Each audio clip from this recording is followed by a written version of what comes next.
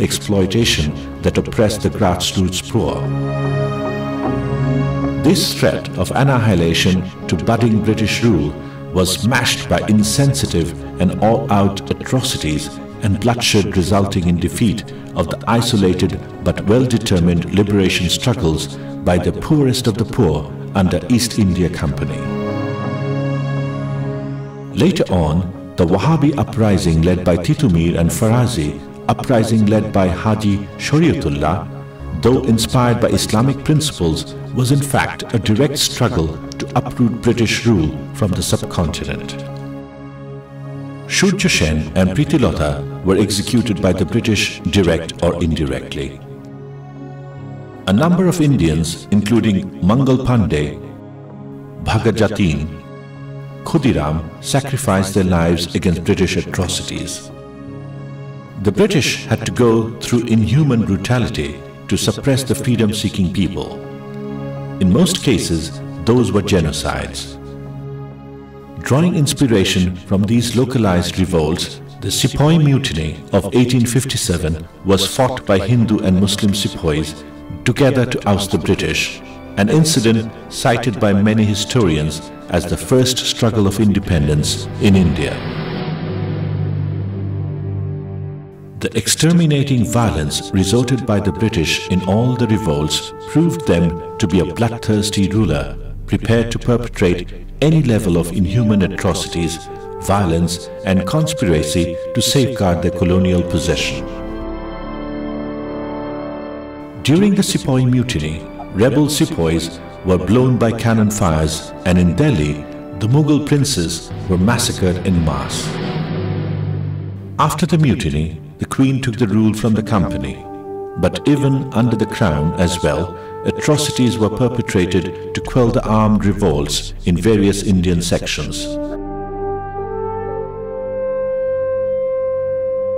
The cruel Jallianwala Bagh massacre, due to protests against the Rowlatt Act in 1919, is another example of such atrocity. Rabindranath Tagore rejected the knighthood in protest of that massacre. In the two world wars, the British entangled India and used Indian soldiers and money to fight the wars opposing Indian popular dissent. A massive famine broke out and let millions of people die when the British started corroding system during the Second World War. That too is a British genocide. During the nationalistic movements, police atrocities and hateful conspiracy by the British caused deaths to hundreds of patriotic Indians. Hundreds of political prisoners died in the cellular jail of Andaman. British soldiers threw revolutionaries in the sea in front of sharks. Mockingly freed revolutionaries in the middle of jungles and let them die from biting by poisonous insects. The British are even indirectly responsible for the communal genocide during the partition of India, as they are the ones who deliberately incited communal hatred and pressed for the partition of India.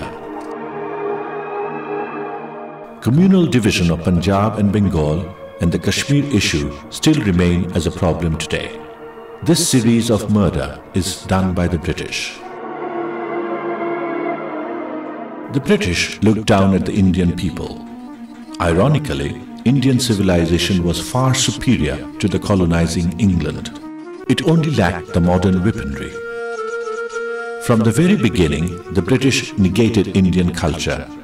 They introduced alien education to cut off the Indians from their traditional heritage and cultural pride. Zamindars and rich middle class went to England to be educated in civilized values. But they were educated by a country which gained economic power through enslaving others and through insensate violence against colonized people. For running the Indian Empire, owing to limited number of Britons, the service of Indian people was imperative.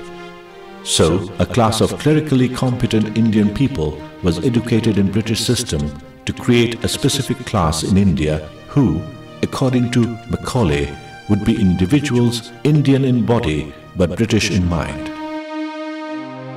As many of the Indians, especially the Hindu community, was admiring and supporting the British, they vigorously set themselves to learning the clerical version of British education with a distinctive plot, serving as English-speaking loyal subjects, as well as to glorify the superficial English education as the pinnacle of wisdom. This alienated them from the persistent plights from British exploitation and made them an accomplice in annihilating the heritage of Indian culture and education that used to be far more superior than the British. At one point, these middle-class Indians were ashamed of the Indian ancestry, and most of these so-called English-educated people turned into die-hard supporters of British colonialism. They failed to appreciate both Indian and British education from the right perspective. In all forms of arts and literature practiced among these privileged collaborators of British exploitation, the indigenous culture appeared obsolete and crude. Through superior technology, huge resources plundered from the colonies and the supreme status of colonizers, they tried to impose their culture on the subjugated populace.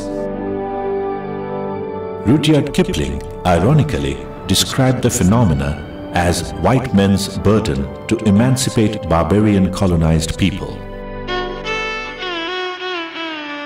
Thus, the older and intrinsically richer Indian civilization was pushed to the backstage.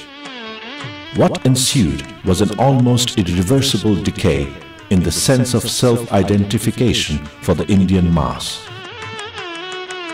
The greatest blow to the Indian culture was the inciting of communal tension by the British, which disrupted the century-old coexistence of various religions. The divide and rule policy of the British had led to the demise of communal and racial harmony and assimilatory culture that once earned respect world over. But from the time being, people of different religions and culture lived in this land with perfect harmony. Totally disoriented by the British plots, the Indians became foreigner in their own land and acted as puppets of the British in all the ill designs against the local people, economy and culture. Social cultures were uprooted by the British. Destroying Indian culture was like annihilating a country's tradition.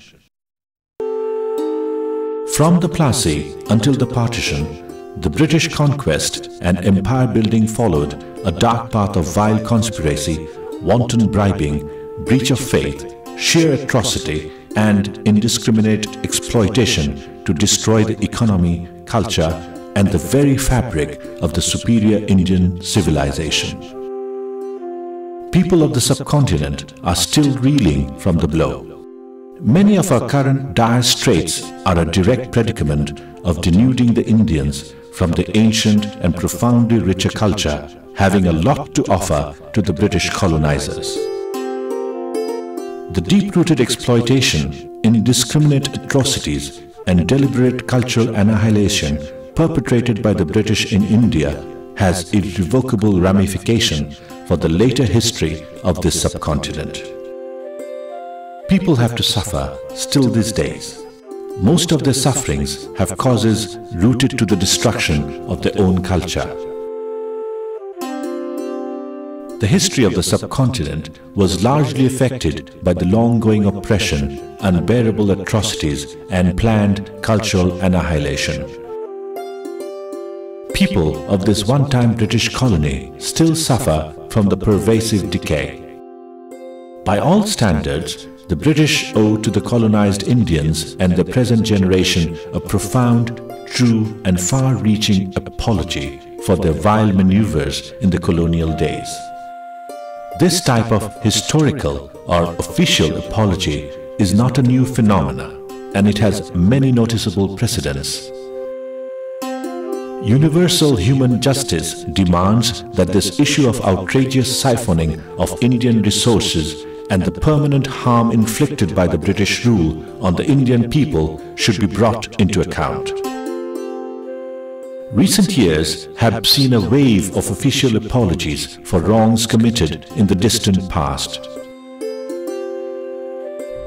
Most recently, Canadian and American government apologized to the Red Indians, as did Australia to its Aboriginal people.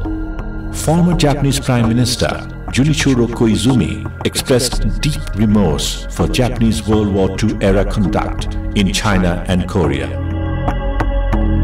Following the presidential victory of George W. Bush in November 2004, a website, sorryeverybody.com, suddenly appeared, permitting Americans to offer apologies to the rest of the world. Other instances include Tony Blair's 1997 regrets for British inaction during the Irish potato famine in the mid-19th century. Danish Prime Minister Rasmussen's apology for the first relocation of Inuit people in 1953. President Bill Clinton's apology for failure to act during the 1994 genocide in Rwanda. France's acknowledgement of the massacre of Algerians at Sétif in May 1945. A Canadian government apology in 2001 for military executions during the First World War. A German government apology for the colonial-era massacre of ethnic Herero people of Namibia by German soldiers. And Israeli Prime Minister Ariel Sharon's apology for his part in the incitement that led to the assassination of Yitzhak Rabin. The most famous apologizer of recent times was the late Pope John Paul II, whose apologies reached far back in history and included contrition about the religious wars, Jews, women, blacks, Martin Luther, and the Church's denunciation of Galileo. Along with these, there are refusals to apologize for historic wrongs.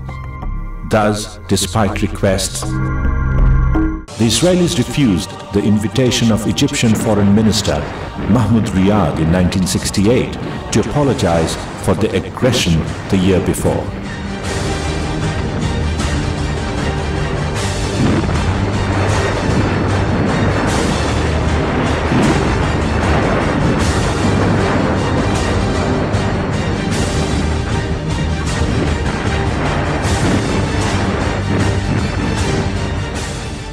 Australian Prime Minister John Howard would not apologize for the European settlers' treatment of the Aboriginal population in that country.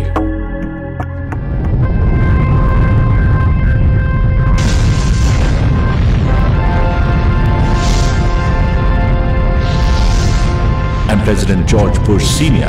declined to apologize for the Americans' use of the atomic bomb against Japan in 1945.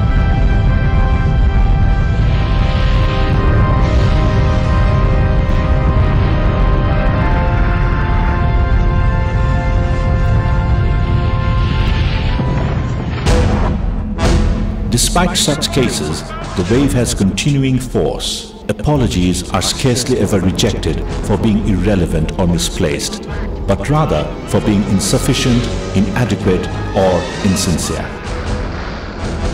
So the British also owe us a sincere and significant apology at the soonest possible time.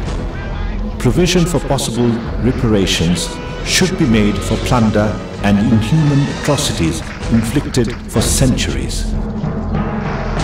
On 30th August 2008, Italian Prime Minister Silvio Berlusconi apologized to Libya for damage inflicted by Italy during the colonial era and signed a $5 billion investment deal by way of compensation. Similarly, universal justice demands that Britain should also make a compensating apology for the harm inflicted on British India.